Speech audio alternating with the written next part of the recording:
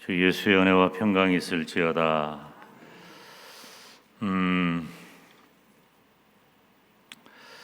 오늘 말씀은 한번 따라서 합시다. 지혜로운 성도가 되는 비결. 이 사람들은 개인적으로 어떤 일을 만나잖아요. 그러면은 어떤 일을 만나면 뭐라고 생각하거나 말을 하죠? 어떻게 해야 될까? 공동체가 또 어떤 일을 만나면 어떻게 해야 될까 하는 생각을 다 합니다. 아마도 어떻게 해야 될까 하는 이 질문은 거의 우리 평생 떠나지 않겠죠.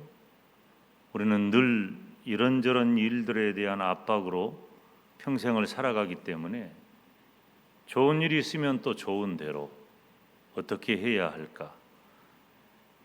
힘들고 굳은 일이 있으면 또 그런 대로 어떻게 해야 할까?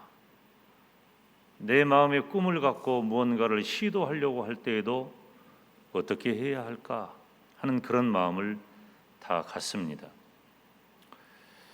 저는 그럴 때마다 제 개인적인 마음이기도 하지만은 분명한 것은 뭐냐면 우리 예수님을 믿는 성도의 삶에 대해서 본질이 무엇인가 그것을 붙잡아야 돼요. 기본 원리가 뭐냐 그 말이. 항상 중요한 것은 내 삶의 내 신앙의 기본 원리가 어떠하냐를 알아야 돼요. 학생이 수학 문제를 풀다가 막히면 갑자기 머리가 나빠진 게 아니에요. 뭔가 잘못됐어요. 어떻게 해야 돼요? 기본 공식을 살펴야 돼요. 기본이 그렇게 중요해요. 잘 진행되던 사업이 문제가 생기면 기본을 돌아봐야 돼요. 언제나. 그래서 최첨단을 걸어가는 이 시대에도 기본, 본질 굉장히 중요한 겁니다. 지금 모든 것이 다 혼돈과 또 심각한 고통의 상황인 이 시대에 꼭 필요한 것이 바로 삶에 대한 기본, 삶에 대한 본질이 뭐냐 하는 문제예요. 야, 이거 잘못하면 굉장히 이 고리타분해지거든요. 이런 주제는. 왜냐하면 평소에 생각을 하지 않으니까.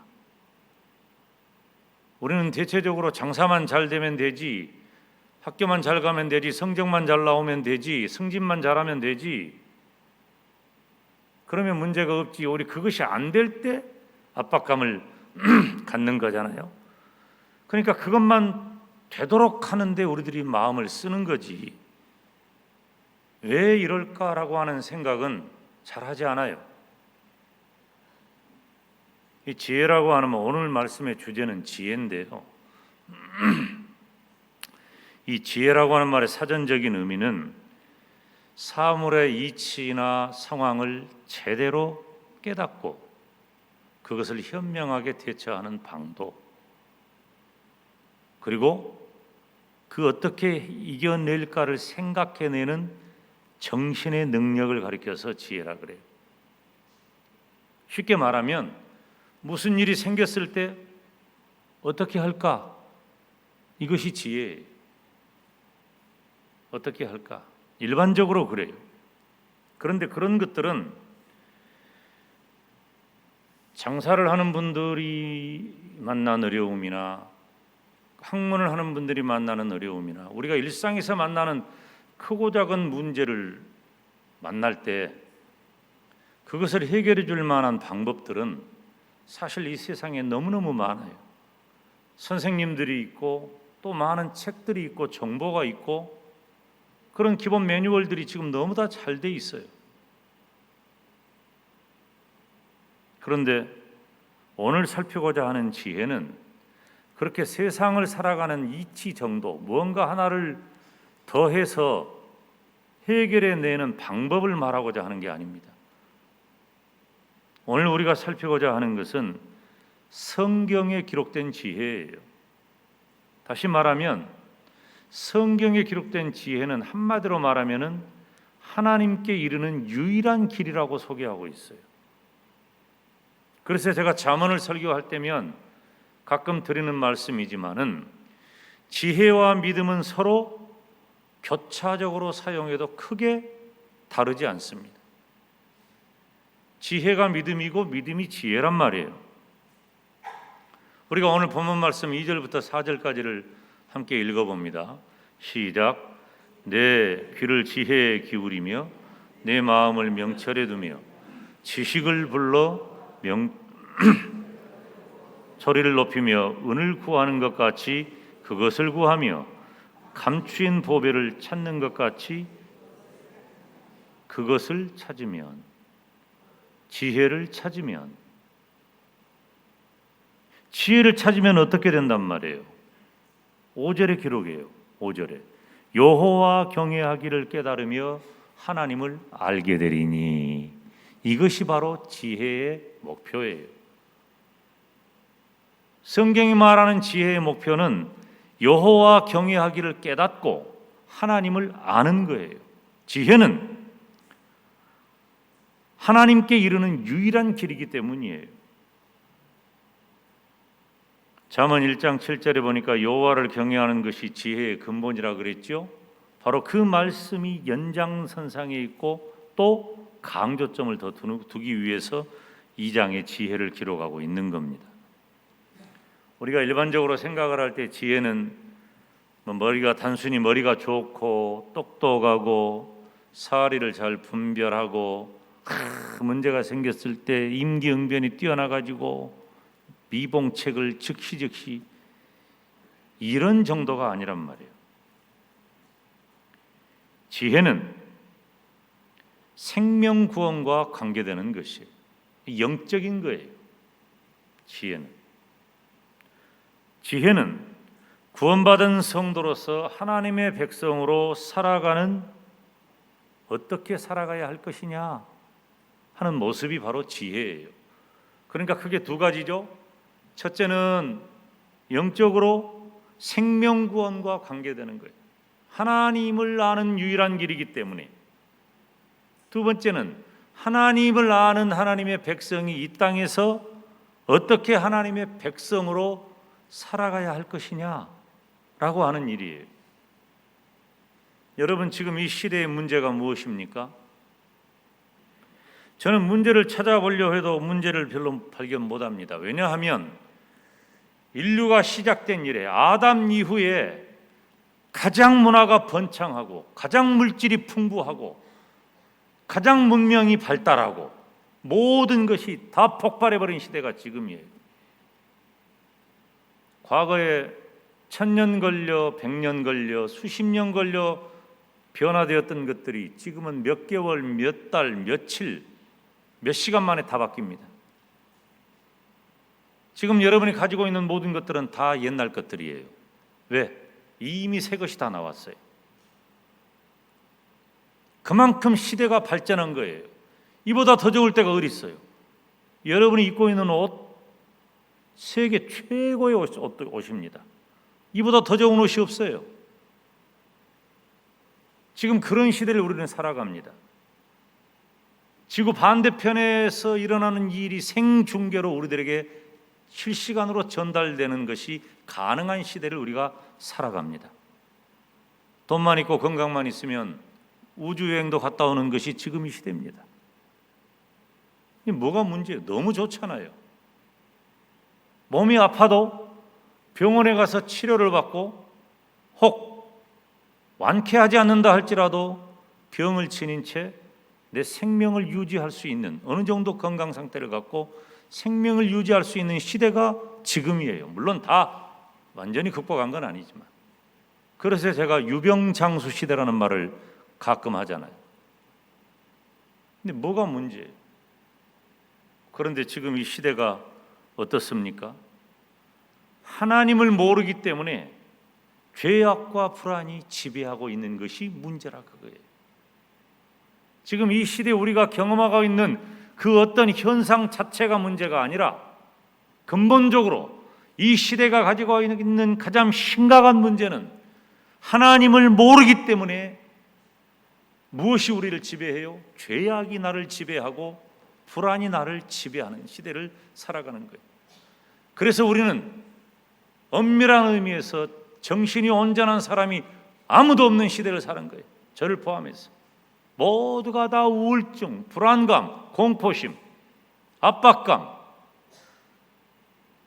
이런 문제 없는 사람이 아무도 없어요.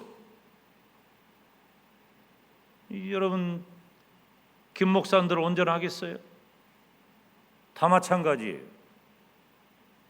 아슬아슬합니다. 그 아슬아슬한 줄타기 속에 죄악과 불안이 덮쳐 있는 거예요. 이것을 해결해낼 유일한 방법은, 죄악으로부터 건져내는 것은 영적으로 하나님을 알게 하고 하나님에게 이르는 지혜, 믿음이죠.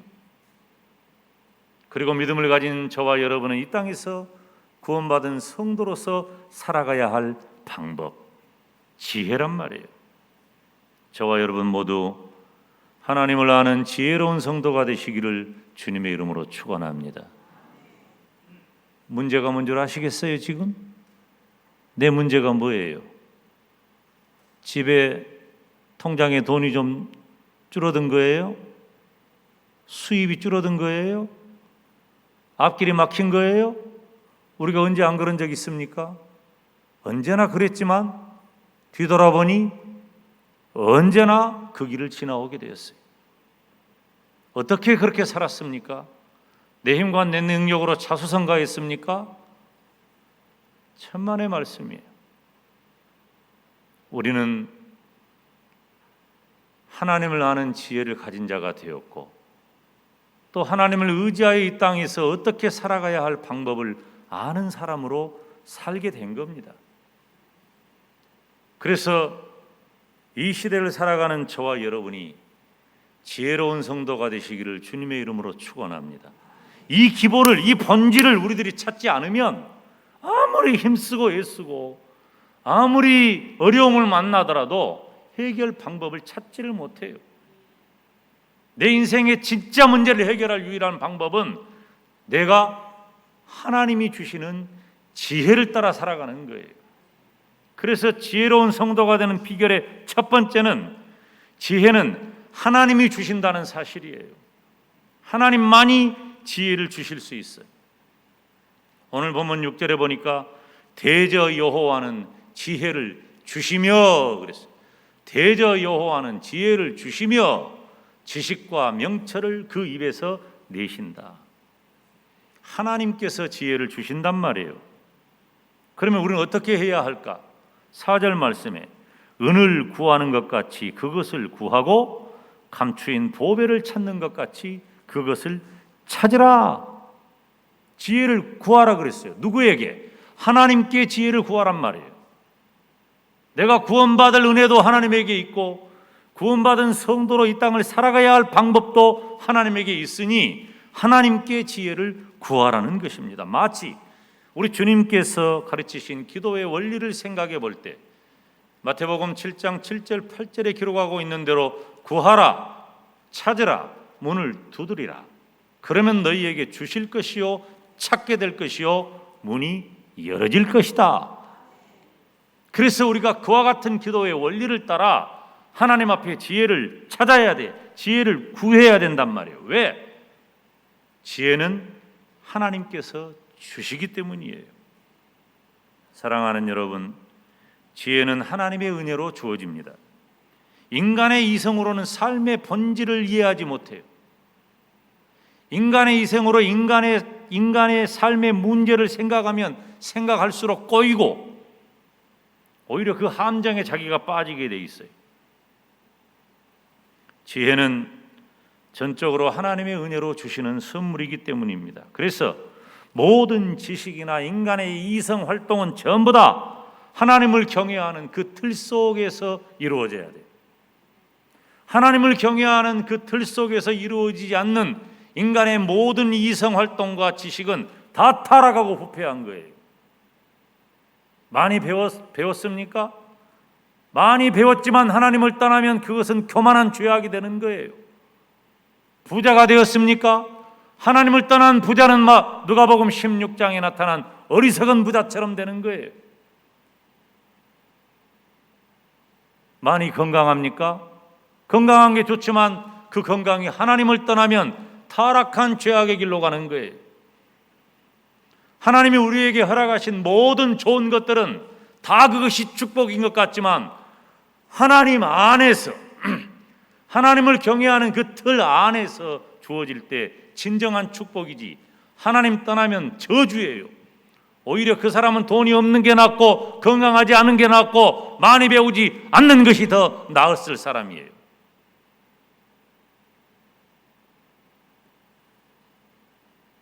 인간의 모든 이성활동은 하나님을 경외하는 것을 목적으로 합니다. 하나님을 경외하는 것, 하나님을 아는 것, 하나님을 아는 것이 참된 지혜이기 때문이에요. 그런데 우리는 얼마나 많은 순간 예수님을 믿는다고 하면서 천국 백성이 되었다고 하면서 하나님을 제껴놓고 산 것이 얼마나 많습니까? 내 인생의 우선순위에 하나님이 아닌 그 무엇이 자리 잡고 있다면 다 타락하고 다 죄악이라고 말이에요. 지금 이 시대의 문제는 없어서 문제가 아니에요. 못해서 문제가 아니에요. 안 돼서 문제가 아니에요. 하나님을 떠나버린 것이 문제예요. 예수님을 믿는 성도들조차도 문제가 다가올 때 당황하고 불안하고 고통을 느끼면서 하나님을 먼저 붙잡지 아니하고 세상적인 방법과 가치를 우선순위로 두고 있기 때문에 진정한 해결점을 찾지 못해요. 대통령 바뀐다고 문제가 해결됩니까? 우리 월급 통장에 돈 좀 더 많이 생긴다고 문제가 해결되던가요? 천만의 말씀이에요. 지금보다 더 가난했을 때, 지금보다 더 못 배웠을 때, 지금보다 세상껏 아는 일이 아무것도 없었을 그때에도 우리가 하나님 한 번 붙잡았을 그때에는 우리 마음에 평안이 있고 기쁨이 있고 감사가 있고 보람이 있고 행복이 있었잖아요. 그런데 하나님 떠나버리니까 세상껏 속된 말로 오만 것 다 가지고 있어도 그거 어디 있을 거예요? 모래 위에 세운 집 같아. 우리가 언제까지 모래 위에 세운 집 위에서 아슬아슬하게 살아가야 하냔 말이에요. 하나님 떠나면 안 돼요. 믿음으로 구하는 것에 대해서 하나님은 반드시 응답하십니다. 그래서 그런 하나님을 가리켜 우리는 신실하신 하나님이라고 고백해요. 우리는 그 신실하신 하나님이라고 하는 그 고백에 근거해서 지금 우리가 하나님 앞에 지혜를 달라고 간절히 구하시기를 주님의 이름으로 축원합니다. 지혜야말로 하나님에게 이르는 유일한 길이 되기 때문이에요. 다시 말하면 여호와 하나님의 인자하심의 결과로 하나님께서는 그의 백성에게 지혜를 주십니다. 지혜는 믿음과 같은 말이라고 했잖아요. 하나님께서는 아담이 범죄하고 타락한 이후에 그런 인간의 이성을, 여러분 그때 이미 끝난 겁니다. 우리 인간의 이성은 다 찌그러져 버렸어요. 희미해져 버렸어요. 네가 정령 죽으리라, 그렇게 사망이 선포된 우리 인간 세계에 하나님께서는 여전히 하나님을 기억하도록 은혜를 주신 겁니다. 여전히. 뿐만 아니라 끊임없이 사랑을 베푸시고 하나님을 향하도록 기회를 주신 거예요. 그래서 우리 인간 이성이 온전히 마비되지 아니하고 하나님을 향하여 열려있게 되고 신의식을 갖게 되어서 하나님을 찾는 지혜를 얻게 된 것입니다. 범죄한 인간의 이성은 하나님을 떠나버렸고 타락해서 우상과 죄악에 빠져버렸지만 하나님은 포기하지 않으시고 참 지혜의 근원으로서 인간을 찾아오셨습니다. 그리고 말도 안 되는 하나님과 우리 인간이 언약을 맺었고, 언약을 맺으신 하나님은 그 신실함으로 그 언약을 지키사 예수 그리스도를 이 땅에 보내시고 참 지혜의 하나님을 온전히 계시하셔서 저와 여러분에게 구원의 은혜를 주신 줄로 믿습니다. 지혜는 오직 하나님만 주실 수 있고 하나님께서 주신 겁니다. 머리 좋은 사람이 아니라 하나님을 기억하는 사람, 내 인생이 무언가 잘 되기를 바라는 사람이 아니라 하나님의 인도하심을 소망하는 사람, 참 지혜의 사람이 되시기를 주님의 이름으로 축원합니다. 지혜는 하나님이 주셔요. 그래서 지혜를 가진 사람은요, 하나님을 떠난 사람은 다 가지고 있으면 범죄가 되지만 하나님을 경외하는 틀 안에 있으면은 내가 많이 배워서 고개를 들면 하나님을 우러르는 사람이 되는 거예요.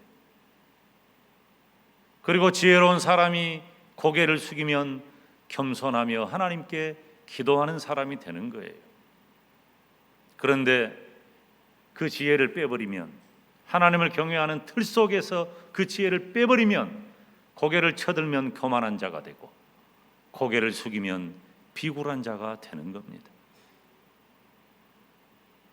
하나님이 지혜를 주십니다. 지혜로운 성도가 되시기를 주님의 이름으로 축복합니다. 두 번째, 귀를 지혜에 기울이고 마음을 명철에 두어라. 오늘 2절 말씀이죠. 내 귀를 지혜에 기울이며 네 마음을 명철에 두며. 이 말씀을 그대로 직역하면, 언어를 직역하면 너의 귀를 지혜에 주의하고 네가 너의 마음을 명철에 기울인다면, 그런 뜻이에요. 어떻게 된다고요? 그렇게 되면 5절 말씀, 여호와 경외하기를 깨달으며 하나님을 알게 되리니. 귀를 지혜에 기울여라, 마음을 명철에 두어라. 여러분, 내 귀를 지혜에 기울여야 합니다. 귀가 가진 기능은 여러 가지가 있어요. 귀가 가진 기능은 소리를 잘 듣게 합니다. 뿐만 아니라 이 전정기관이 있어서 귀 안에 몸의 균형을 맞게 해요. 우리 교회 식구들 중에도 이 이석증 때문에 고생하는 분들이 들어 있어요. 이건 좀 연세가 들어가면 가끔 이게 헐거워져 가지고 그럴 수 있어요. 치료가 잘 됩니다, 요즘. 그런데 이 이석증이 구슬 같은 것이 하나가 약간 삐끗하면은 몸의 균형을 못 잡아, 중심을 못 잡아. 연세가 드신 어르신들이 중심을 못 잡는 이유가 전정기관을 잘 살펴봐야 돼. 귀의 역할이 중요해요. 귀는 소리를 듣는다 그랬죠. 그런데 단순한 소리를 듣기 위한 것이 아니라 우리가 들어야 할 소리는 하나님의 말씀과 교훈을 듣기 위해 지어졌다는 거예요. 은유적인 표현입니다. 사랑하는 여러분, 내 귀는 하나님의 뜻을 깨닫고 분별하기 위해 있다는 것을 알아야 돼요. 하나님이 나에게 귀를 주신 이유는 하나님의 뜻을 깨닫고 분별하기 위해 주셨구나. 이 세상에 못된 것들, 안 좋은 것들, 실패한 것들 전부 다 내 귀 속에 담아두지 말고 하나님의 말씀 담으시기를 바랍니다. 욥기서 33장에 보면 사람의 귀를 여시고 인치듯 교훈하신다 그랬어요. 하나님이 내 귀를 여신 거예요. 그리고 그 여신 귀에 인치듯 교훈하신다고. 이사야 50장 4절 하반절에 보면 아침마다 나를 깨우시되 나의 귀를 깨우치시사 학자같이 알아듣게 하시도다. 들을 귀가 있어야 돼. 그래서 하나님은 들을 귀 있는 이스라엘 백성이 되라고 구약의 이 이스라엘의 백성에게 선지자를 통해서 끊임없이 말씀하셔요. 그 이스라엘 백성에게 들려진 건 무엇이에요? 너희들이 이렇게 살아야 한다. 하나님의 계명을 따라 살아라. 법도와 규례를 지키며 살아라. 지식의 말씀을 들어라. 지혜의 귀를 기울여라. 모두가 다 하나님이 전한 말씀, 지혜의 귀를 기울여라.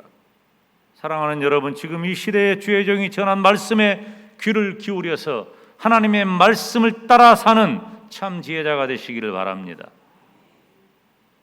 그리고 마음을 명철에 둬야 돼. 마음이 중요해요. 우리 인간들이 많이 하는 말이 무슨 말이에요? 맘먹기 따라 달렸다. 그런 말 많이 하잖아요. 마음이 굉장히 중요해요. 이 마음은 감정의 자리예요. 그리고 분별하고 깨닫는 자리입니다. 양심과 도덕의 자리이기도 해요. 그래서 마음이 내가 어떤 마음을 갖느냐가 굉장히 중요합니다. 이렇게 꼬부라져 가지고 못된 마음 가진 사람들은요, 이거 틀려먹었어요. 이런 사람들은 하나님이 이 틀려먹은 사람 가지고 못하겠어요.